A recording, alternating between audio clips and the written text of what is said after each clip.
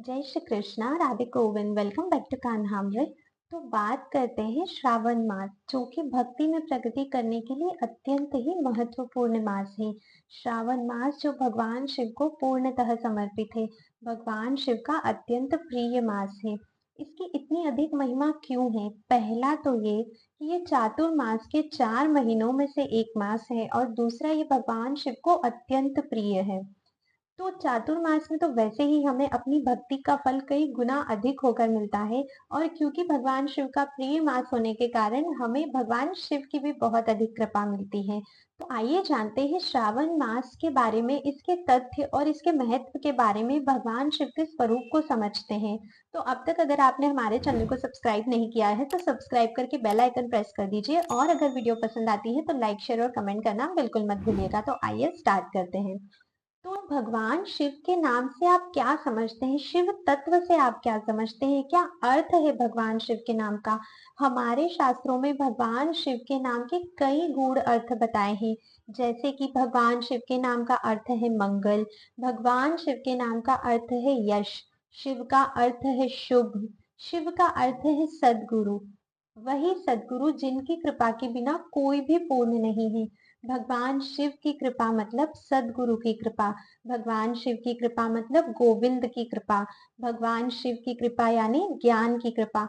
तो अगर हम लोग ये सोचे कि सिर्फ राधा गोविंद की भक्ति करके, उनकी सेवा करके हमें उनके चरणों की भक्ति प्राप्त हो जाएगी, तो यहाँ पर हम पूरी तरह से गलत हैं। क्योंकि जब तक सद्गुरु की कृपा नहीं होगी, जब तक भगवान शिव की कृपा नहीं होगी, तब तक कैसे हमें राधा गोविंद की भक्ति मिल सकती है? तो भगवान शिव को प्रसन्न करना अत्यंत जरूरी है। अगर आप भी भक्ति में आगे बढ़ना चाहते हो, राधा गोविंद के चरणों की भक्ति प्राप्त करना चाहते हो, या फिर कोई भी आपके इष्ट देव हैं जिनके चरणों की प्रेमा भक्ति आप प्राप्त करना चाहते हैं, तो भगवान शिव की कृपा आपको अवश्य प्राप्त करनी चाहिए। और भगवान शिव की कृपा प्राप्त करने के लिए श्रावण मास से अधिक सुलभ कोई भी समय नहीं हो सकता। वैसे तो 12 महीने हम भगवान शिव की पूजा करते हैं, और हमारे भोले बाबा अत्यंत भोले हैं, वो बहुत जल्दी प्रसन्न भी हो जाते हैं। लेकिन श्रावण एक विशेष मास है। आपको पता है भगवान शिव को श्रावण मास इतना अधिक प्रिय क्यों है? एक तो ये वर्षा ऋतु का मास है, इसमें चारों तरफ हरियाली रहती है। और ये तो हम सभी जानते हैं कि भगवान शिव को जल कितना प्रिय है, उन्हें जल अत्यंत प्रिय है।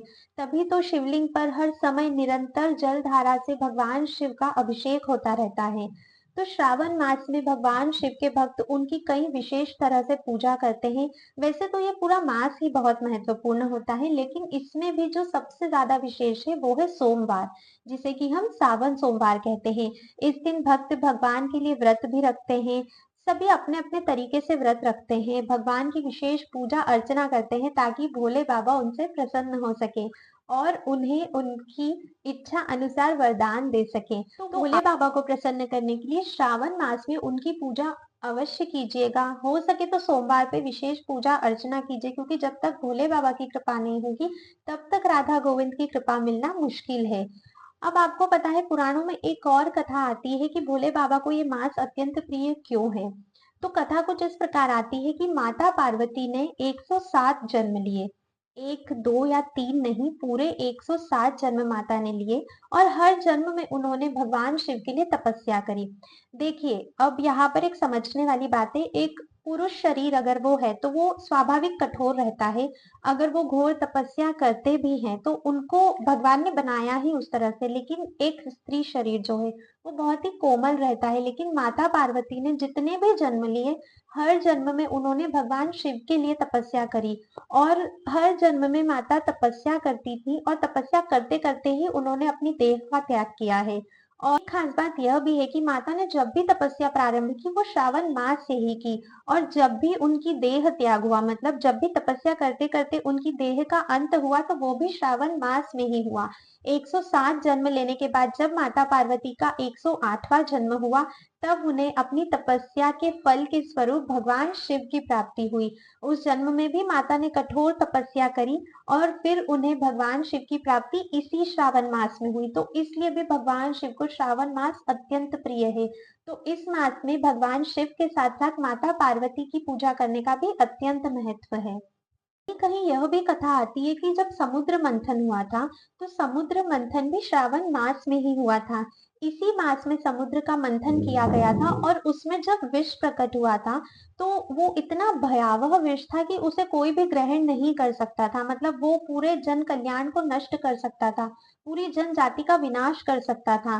तब सभी ने भगवान शिव से प्रार्थना की और सभी के लिए, जन कल्याण के लिए, हम सबकी रक्षा के लिए भगवान शिव ने उस विष का पान किया और उसे अपने कंठ में ही रोक लिया, उसे अपने कंठ से नीचे नहीं जाने दिया। इसके फलस्वरूप भगवान शिव के पूरे शरीर में अत्यंत गर्मी बढ़ गई। अब इस गर्मी को दूर कैसे किया जाए, तो सभी देवताओं ने भगवान शिव का अखंड जलाभिषेक करना प्रारंभ किया और उस जलाभिषेक के फलस्वरूप भगवान शिव के शरीर में उस विष को पीने से जितनी भी गर्मी बढ़ी थी, उस गर्मी का नाश हुआ। तो तभी से यह भी मान्यता है कि श्रावण मास में भगवान शिव का जलाभिषेक किया जाता है। इसीलिए तो निरंतर उन पर जल की धारा बहती है।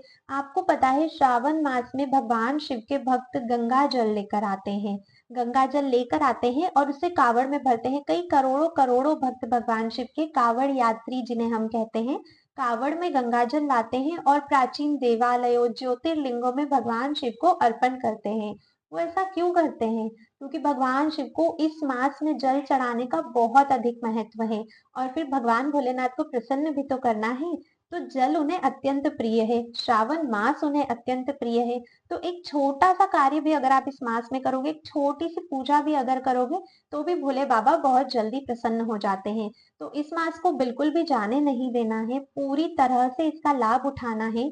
आपको पता है, ये तो हमने बात करी कि भगवान को श्रावण मास क्यों प्रिय है, लेकिन अगर हम ये बात करें कि भगवान भोलेनाथ को एक्चुअली में प्रिय क्या है, उन्हें क्या पसंद है, क्या करना उन्हें पसंद है, तो देखो, अगर कार्यभार की बात करें, तो कार्यभार तो भगवान शिव का ये है कि उन्हें सृष्टि का, जैसे कि विष्णु भगवान है वो सृष्टि का संचालन करते हैं, ब्रह्मा जी हैं जो सृष्टि की रचना करते हैं, उसी प्रकार शिव जी जो हैं वो सृष्टि का संहार करते हैं, क्योंकि ये त्रिदेव हैं। इन तीनों देवताओं से ही हमारी सृष्टि जो है वो सुचारू रूप से चलती है। तो भगवान शिव का क्या कार्य है? भगवान शिव का कार्य है इस सृष्टि का संहार करना। इसीलिए उनका एक नाम रुद्र भी है। लेकिन जितने वो रुद्र हैं उतने ही वो भोले भी हैं। तो हमें तो भगवान शिव के सिर्फ एक ही स्वरूप से काम है, उनके भोले स्वरूप से, भगवान शिव, जिनकी हमें पूजा करके राधा गोविंद के चरणों की भक्ति प्राप्त करनी है।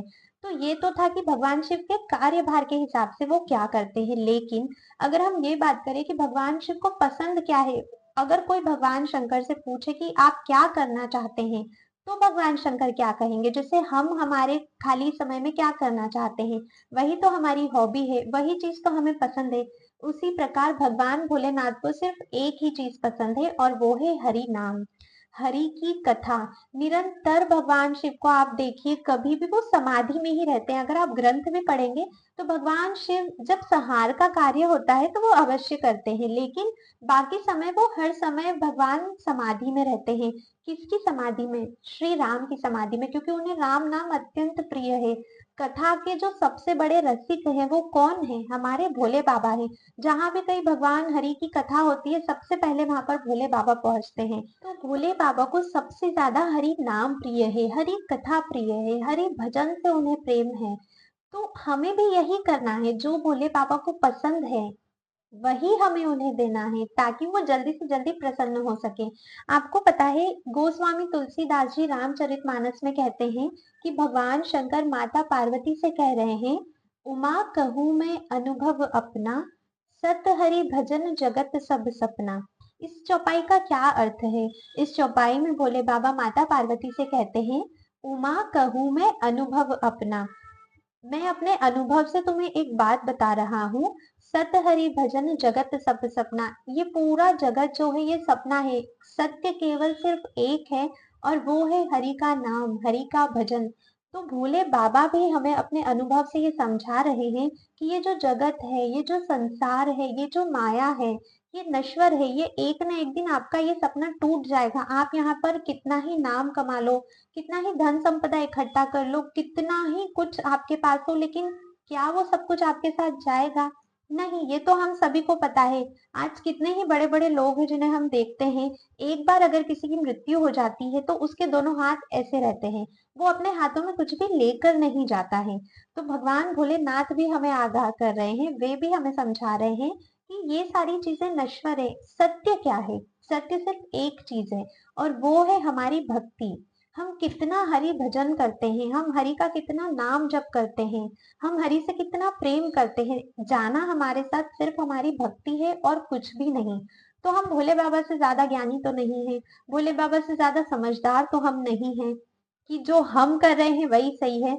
तो समझिए और अपनी आंखों पर पड़े इस पर्दे को जितना जल्दी हो सके हटाइए कि ये सब माया है, ये भगवान विष्णु की माया है जो चारों तरफ से हमें घेरे हुए हैं और हमें इसमें नहीं पड़ना है। आप रहिए संसार में, अपने सभी कर्तव्य पूरे कीजिए, अपने परिवार के लिए जो भी कर्तव्य है उन्हें निभाइए, जो भी आपके कार्य है आप सब कुछ करिए, लेकिन इन सभी को करते करते आपको उस परम सत्य को नहीं भूलना है, भगवान के भजन को नहीं भूलना है, भगवान के नाम स्मरण को नहीं भूलना है।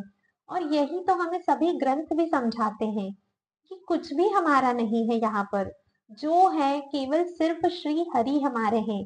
तो इस श्रावण मास में आप भी भोले बाबा की कृपा अवश्य प्राप्त करिए, भोले बाबा की सेवा कीजिए, पूजा अर्चना कीजिए, जो भी आप भोले बाबा को प्रसन्न करने के लिए कर सकते हैं कीजिए, ताकि भगवान शिव प्रसन्न होकर आपको भी राधा माधव के चरणों की भक्ति का आशीर्वाद दे सके, आप भी अपनी भक्ति में अग्रसर हो सके, क्योंकि गुरु के बिना भक्ति संभव नहीं है और भोले बाबा तो सदगुरु हैं।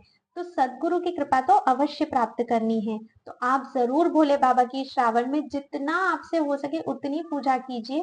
सभी कुछ करने की जरूरत नहीं है, जितना भी अगर आप प्रेम से उन्हें एक लोटा जल भी चढ़ाते हो इतना ही काफी है, एक पुष्प भी चढ़ाते हो उतना ही काफी है, जितना आप कर सकते हो।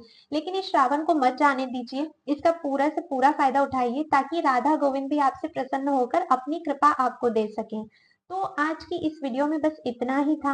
आई होप आपको वीडियो अच्छी लगी होगी। अगर अच्छी लगी है तो जो मैंने बताया है उस बात पे अमल कीजिए, ऐसे ही सुनकर इसे मत जाने दीजिए। आई होप आप भी भोले बाबा को प्रसन्न करने के लिए अब कुछ ना कुछ जरूर करेंगे और भोले बाबा जल्दी आपसे प्रसन्न होकर आपको आशीर्वाद दे कि आप भी भक्ति में आगे बढ़ सके। जल्दी मिलते हैं एक नए वीडियो के साथ, तब तक के लिए राधे गोविंद।